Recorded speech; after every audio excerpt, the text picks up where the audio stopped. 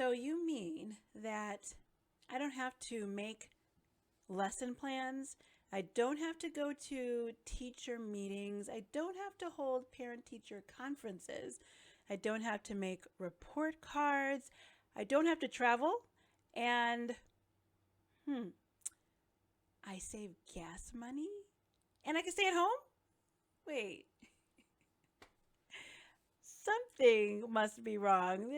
There's got to be a problem here.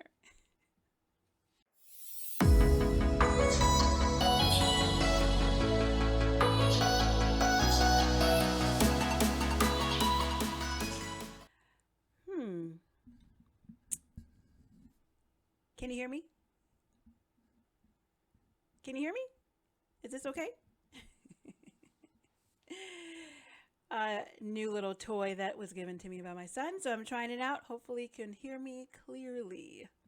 Hello everyone, my name is Teacher Lena, and in this video I want to talk to you about how I became an ESL online teacher full-time and how you could do it too, because it's something you want to think about. You don't want to jump right into it right away. Hopefully everyone's situation is different, but there's a process that you might want to take before you take that plunge. Well, my journey as an ESL online teacher started a little close to 2 years ago. I was a classroom kindergarten teacher. I have been or was for 15 years for a small Christian school, and I loved it. I was able to go teach at the school where my children were able to go to too, so we all went to school together. So it was a wonderful setup, and I loved this school, and many people I still am in contact with. I have friends there. So there was really I was not trying to leave anything. It was that this opportunity just dropped into my lap, and it was wonderful. But when I was trying to make some extra money over the summer, I was looking for many things, and then my sister-in-law just told me that she heard about people teaching online to children in China, and I was like, really? I could do that. And I signed up, and I started out, and I loved it. It was great. And so I started to do that in the summertime, and I would do it early in the morning, because a lot of times when you work with these ESL online companies, you are teaching the people in China. So their mornings are our evenings and vice versa. So I would have to teach in the morning because that's when the children were home from school. And I loved it. And so I decided to continue to do it while I was still teaching at my brick and mortar school. And I would teach in the morning for a couple classes, and then I would go to my other job, and I would do that. And my body got used to the whole getting up early, and it worked out really nicely. I made some extra money, and I made my income at the school that I was already teaching at. And so I would also make money on my breaks. Like, I was able to work at home, and so for spring break or for Christmas break or whichever break, I was able to make extra money. So it was a really good thing to do while I was teaching. But then as I was doing it more and more, my husband and I started talking about, maybe this could be something that I could do at home, because it is so flexible and the rate of pay is so good that it's a great opportunity to do it at home. And doing the numbers, it was like I could replace my income doing this online. So, but it was just a matter of a process of trying to build up my students to make sure that this was the right thing for me. Because to be honest with you, it does seem kind of risky when you first start out. You think about it, you're like, who are these people? Who are you working with? Are they really going to, keep me on? Are they going to fire me? Like, is it stable? Are they just going to like poof and say, oh, we're done, we don't want to do this anymore? Like, I had to make sure that this was something that was legitimate, that was stable, that I could do, that was going to bring a consistent income. And I did that. I did it for a whole year before I decided to stay home. Well, I decided to make the decision a little bit before the year was out, but I knew I was on that path, because I saw that this was good, and it was so easy to make that money. It was almost like it was so tempting to work more hours before school and get up even earlier, because it was so easy to do. But we do have to sleep too.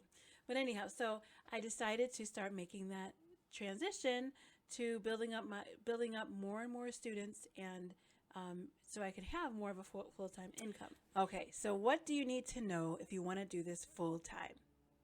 One, it takes time. So try not to just jump into this, especially if you're trying to transition from another job. If you can avoid just doing this, alone, try to transition from your other job, work it in the morning some before you just give up something else. And then you slowly get into it. Build up your students for those companies, especially there's some companies that will book you and give you classes, and there's some companies where parents will choose you. Okay, it is very nice to work for those companies that book you because they book you. I mean, it's very easy, and they're usually, pretty consistent in giving you classes, but then they only work or give you classes in those peak times, which are the morning times for those who live in America. So that is 5 a.m. to about 8 a.m. in America. Those are the times that you would work. So you want to start with those times, and those companies will actually book during those times. But then if you need to have more than those hours, which many of us do, then you want to open up slots earlier than 5 o'clock. And those are a little bit harder to book. They're not prime time or peak time. So it might take a little time for those companies where the parents are actually choosing you to actually recognize you and to see you, So you want to be prepared and having that growth to slowly build up, and then you can have more of a full schedule. That's if you want to teach in the morning. You can also teach in the evening times too. You can teach a little in the morning and then try to teach a little bit in the evening too. But I find that the slots were easier to fill in the morning. That was just for me in the companies that I work for. So it's going to be a slow process. Prepare yourself for that. Build up your clients. Look for regular students. Try to really find connections with students so that they would want to come back to you and be those regulars. And regulars oftentimes will book you, 2-3 times a week, sometimes even, 5 days a week, depending on what they're looking for. So it's nice to have those regular students and teaching to those regular students and really remembering them and, remembering what they like, taking notes on what games you played with them so that you can really develop those regular students. And then once you've, done all that, you want to, like I said, I kind of hinted at before, don't just stick with one company. Have more than one company, because if you just stick with one, and if that company starts to dry up and they don't have as many bookings, then what do? It's nice to have a backup plan, because then you can switch to the other company. Sometimes the other company might have more bookings than the one company. So, or if something happens with the one company, then you're already active with another company. So you want to have an active company that you can actually switch to. That is very helpful. So let's talk a little bit more about hours and what your schedule would look like, because my schedule looks like 3 to 8 a.m. Monday through Saturday, and then I work on Monday nights and I work on Thursday nights. I do sometimes pick up classes on Friday and Saturday nights because I can make extra money that way, and it's a nice supplement. So that is what my schedule looks like. I know some schedules, sometimes people will schedule from 3 to 8 a.m. or depending on if we're in daylight savings time or not, it might be to 7 a.m. But this is all in Central Standard Time. That's where I live.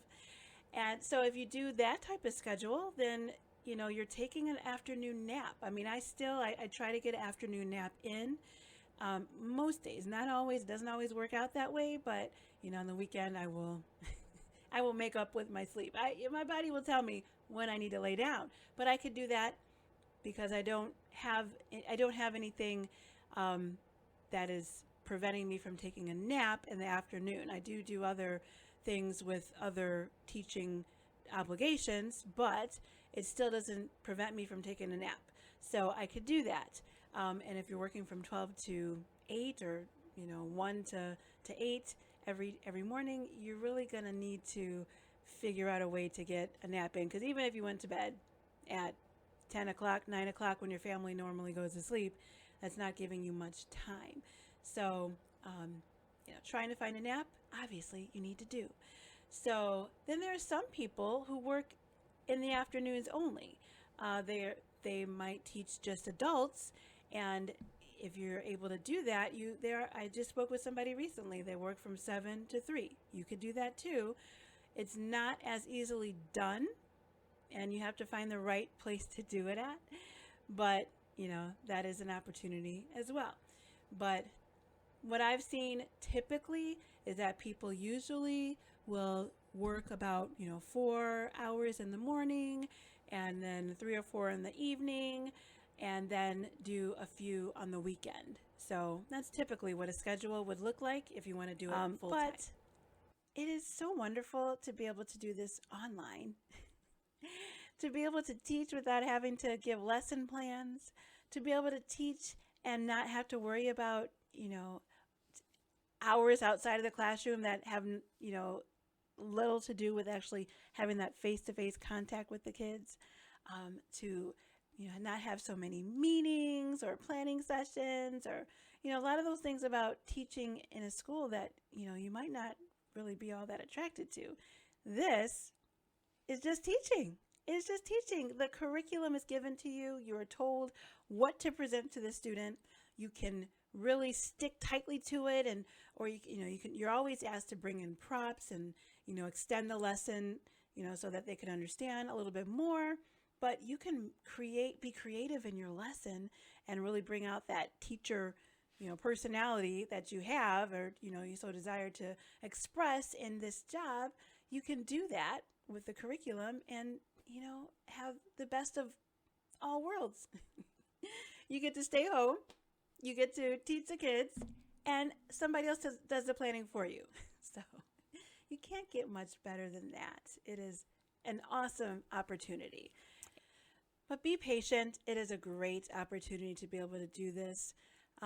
It can take some time to build it up, but it can get done. And if you ever have any questions about anything that I've talked about or any companies that I work for, I leave my email down below, and you can email me or you can leave a comment, and I'd be happy to help you with that. So I really do appreciate you listening today and making it all the way to the end. Thanks. And also, if you can just subscribe to my channel if you have not already, I would appreciate that too, and like it. So thanks for watching today, and you guys have a great day. Bye.